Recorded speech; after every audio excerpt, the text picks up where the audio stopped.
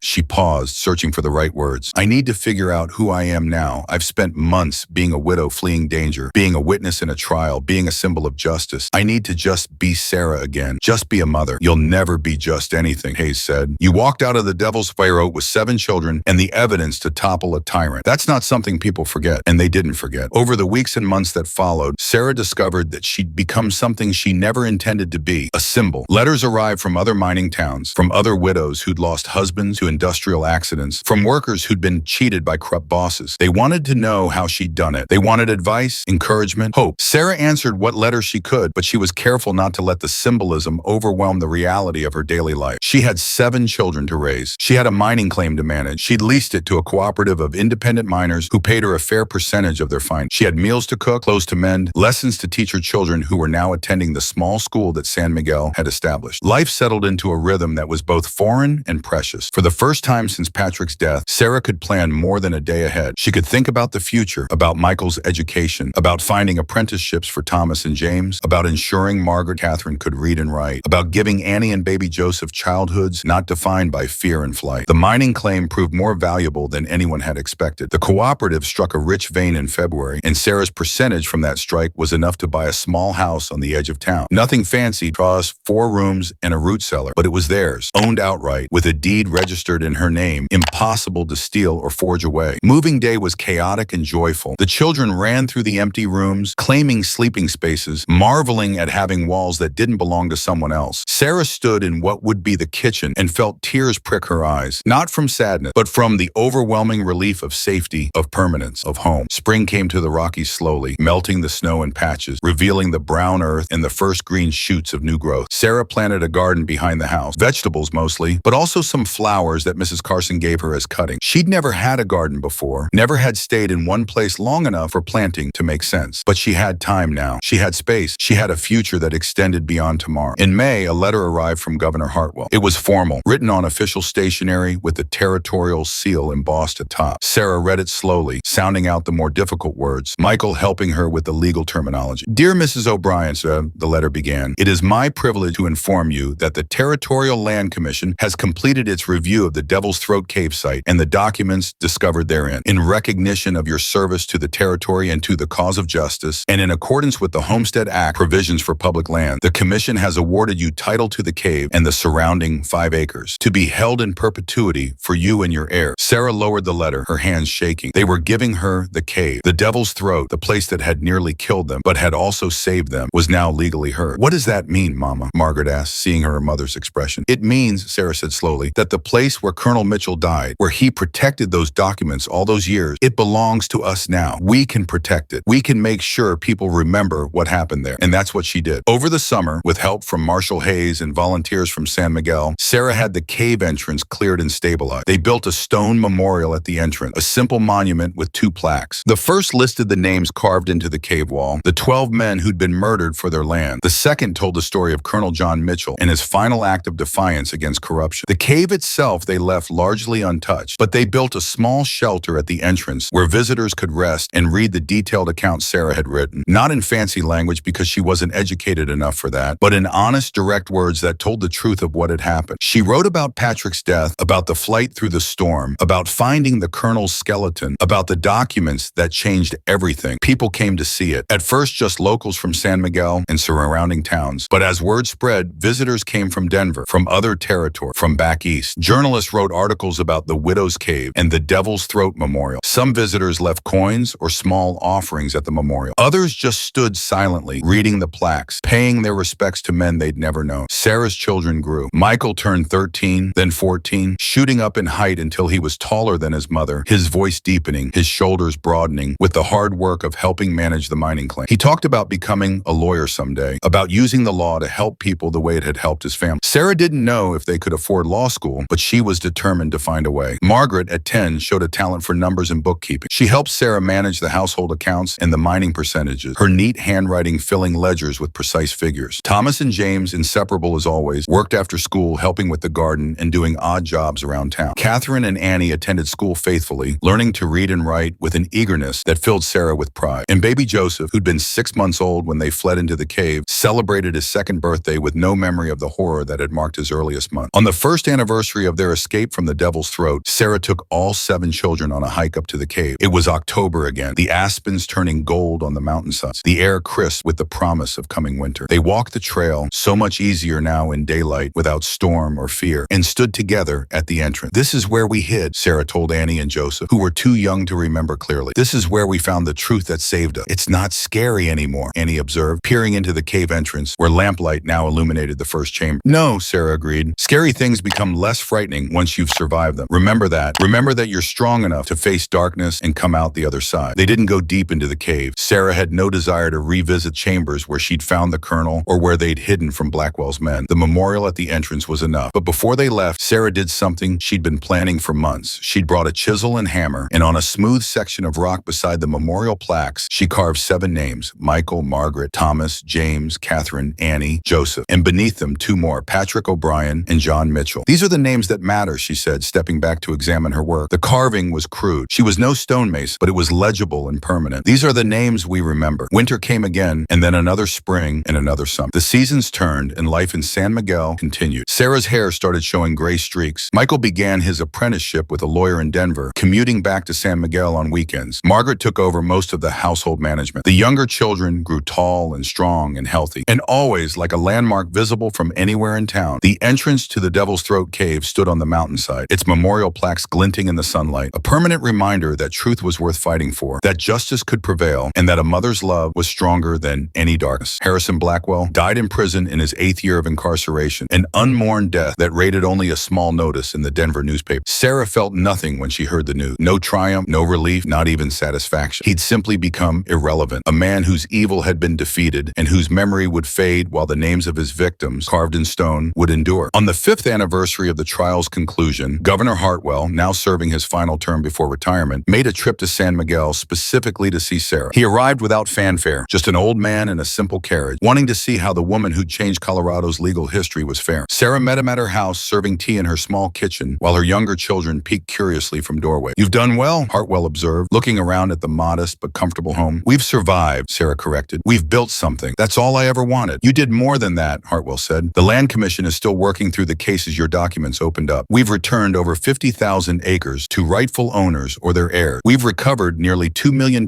in fraudulent holding. You didn't just save yourself and your children. children. You saved the principle that law mattered, that justice isn't just for the wealthy. Sarah shrugged, uncomfortable with the grandiose language. I just did what needed doing, what any mother would do. No, Hartwell said firmly. Most mothers would have accepted defeat, would have let Blackwell take their sons, would have died in that cave rather than fight. You're extraordinary, Sarah O'Brien, whether you accept it or not. After he left, Sarah stood on her porch watching the sun set behind the mountains. Extraordinary. She'd never thought of herself that way. She was just a woman who'd loved her husband, who loved her children, who'd refused to accept that might made right. But maybe that was what extraordinary meant. Maybe it wasn't about being different from everyone else. Maybe it was about refusing to give up when everyone else would have. About carrying truth through darkness until you reach the light. She thought about Patrick, who'd worked himself to death in Blackwell's mind. She thought about Colonel Mitchell, dying alone to protect documents he'd never see used. She thought about all the people who'd fought against corruption and lost, whose names were forgotten, whose sacrifices went unrecorded. They'd won, finally, not just for themselves, but for everyone who'd been silent. And that, Sarah thought, as she watched the stars begin to appear in the darkening sky, was worth everything they'd endured. 15 years after Sarah O'Brien walked out of the Devil's Throat Cave with 7 children and a box of documents that would reshape Colorado history, she stood once again at the cave entrance. But everything had changed. The year was 1930, and Sarah was 43 years old. Still strong, still fierce, but with silver threading through her red hair and lines carved deep around her eyes from years of laughter and worry in equal measure. She wasn't alone this time. Beside her stood Michael, now 27, and a practicing attorney in Denver, his resemblance to his father so striking that sometimes Sarah's breath caught when she looked at him. Margaret, 23 and recently married to a mining engineer, held the hand of her own daughter, Sarah's first grandchild, a red-haired toddler named Catherine after her great-aunt. Thomas and James, both in their 20s, ran the mining cooperative that had grown from the claim Patrick had originally filed. Catherine, 18, was studying to be a teacher. Annie, 16, helped Sarah manage the memorial site that the cave had become. And Joseph, now 15, stood at the cave entrance with the surveyor's equipment, helping to map the passages for a book that was being written about the cave's history. Hard to believe it's been 15 years, Michael said, his voice carrying the educated polish of his legal training, but still holding traces of the scared 12-year-old who'd protected his siblings in the darkness. Feels like yesterday sometimes, Sarah replied. Other times it feels like a different life entirely. They were here for a special occasion. The territorial government, Colorado had achieved statehood in 1876, long before Sarah's time, but territorial habits of language died hard in the mountains, had decided to officially designate the Devil's Throat Cave as a historical landmark. There would be a ceremony, speeches, important people from Denver, but Sarah had wanted to come up first with just her family before the crowds arrived. She led them into the cave, past the memorial plaques that had weathered 15 years of mountain storms but remained legible. The cave interior had been improved over the years, proper lighting installed, the passages stabilized with timber supports, a pathway marked with painted arrows so visitors wouldn't get lost. But the chamber where Sarah had found Colonel Mitchell's skeleton remained largely unchanged, preserved as it had been, with the colonel's bones now resting in a proper casket. Sarah had paid for it herself, and a detailed plaque explaining who he was and what he'd done. Read it, Joseph, Sarah said softly to her youngest son. Read what it says about the colonel. Joseph, tall and serious like his dead father, but with Sarah's green eyes, read aloud from the plaque. Colonel John Mitchell, United States Army, died 1868. He gave his life protecting the truth and fighting corruption. In his final act, he saved the future of hundreds of families he would never meet. His courage ensured that justice, though delayed, would not be denied. Remember him, honor him, and know that one person can change the course of history if they refuse to surrender to wrong. Who wrote that, Mama? Annie asked at him. It's beautiful. Michael did, Sarah said, looking at her eldest son with pride. When they commissioned the new plaque 3 years ago, they asked me what should be written. I asked Michael to write it. He has a way with words that I never did. You have your own way with words, Michael said. You spoke truth when it mattered most. That's more powerful than any eloquence. They moved through the cave, Sarah pointing out landmarks that held significance. The alcove where they'd huddled that first night, terrified and freezing. The passage where she'd heard the rhythmic tapping that had drawn her deeper. The shaft they'd descended to escape Blackwell's men, now with a proper ladder installed, but still dizzying to look down. I was so scared, Margaret admitted, staring down the shaft. I remember you lowering me on your shawl, and I was crying, and you told me to be brave, and I tried so hard to be brave for you. You were brave, Sarah assured her, putting an arm around her eldest daughter. All of you were. Braver than children should ever have to be. They emerged from the cave an hour later, just as the first carriages began arriving for the ceremony. A platform had been built near the memorial, draped with bunting in red, white, and blue. A military band was setting up. Dignitaries were climbing down from their carriages, brushing dust from expensive clothes, preparing for speeches and photographs. Governor Julius Gunter, the current governor, a reformer who'd built his political career partly on continuing the anti-corruption work that Sarah's case had started, greeted Sarah warmly. Mrs. O'Brien, thank you for being here. This landmark designation information wouldn't mean anything without you present. It's not my memorial, Sarah said. It's Colonel Mitchell and Patrick and all the men who died because powerful people thought laws didn't apply to them. It's all of those things, Gunter agreed, but it's also yours. You're the one who brought the truth to light. You're the one who refused to let their deaths be meaningless. The ceremony began. Speeches were made, long-winded political speeches that Sarah half listened to while watching her children and grandchild, marveling at how they'd survived and thrived. The governor spoke about justice and reform. A historian from the university gave a lecture about land fraud in the post-Civil War period. A representative from the Department of War acknowledged Colonel Mitchell's service and sacrifice. Then it was Sarah's turn to speak. She'd been warned this was coming and had prepared a few words, though public speaking still made her nervous. She stood at the podium, looking out at a crowd of perhaps 200 people, officials, journalists, townspeople from San Miguel and surrounding areas, tourists who'd come to see the famous cave. I'm not good at speeches, Sarah began, her Irish accent still present after decades in America. I'm a mother and a widow and a woman who did what needed doing because no one else would. But I'll tell you what I learned in that cave 15 years ago. She paused, gathering her thoughts, and the crowd waited in respectful silence. I learned that darkness is just the absence of light, and sometimes you have to carry your own light into dark places. I learned that the truth is worth protecting even when it costs everything. I learned that one person, one ordinary person with nothing but determination and love can stand against corruption and win. She looked at her children standing at the edge of the crowd. But most importantly, I learned that we don't fight these battles for ourselves. We fight them for the people who come after us. I didn't walk into that cave for my own sake. I did it for my children, so they could live in a world where power doesn't mean you can crush the powerless. Colonel Mitchell didn't die protecting those documents for his own benefit. He did it for people he'd never meet, for children not yet born, for a future he'd never see. Sarah's voice grew stronger, carrying across the gathering. There are still Harrison Blackwells in this world, still men who think money buys them the right to steal and cheat and murder. But there are also still people willing to stand against them, still mothers who will walk into darkness to protect their children, still soldiers who will die alone rather than let truth be buried. And as long as that's true, as long as there are people willing to fight for what's right, even when it's hard, even when it's terrifying, even when it seems hopeless, then evil can never truly win. She stepped back from the podium to thunderous applause. The governor shook her hand. Photographers snapped pictures. Reporters shouted questions. But Sarah's attention was on her family, on the 7 children who'd survived the impossible and grown into remarkable adults. After the ceremony, as the dignitaries departed and the crowd dispersed, Sarah walked up to the cave entrance one more time. Marshal Hayes, now retired but still living in San Miguel, joined her, moving more slowly than he once had, but still sharp-eyed and steady. You did good, Sarah, he said simply. We did good. Good,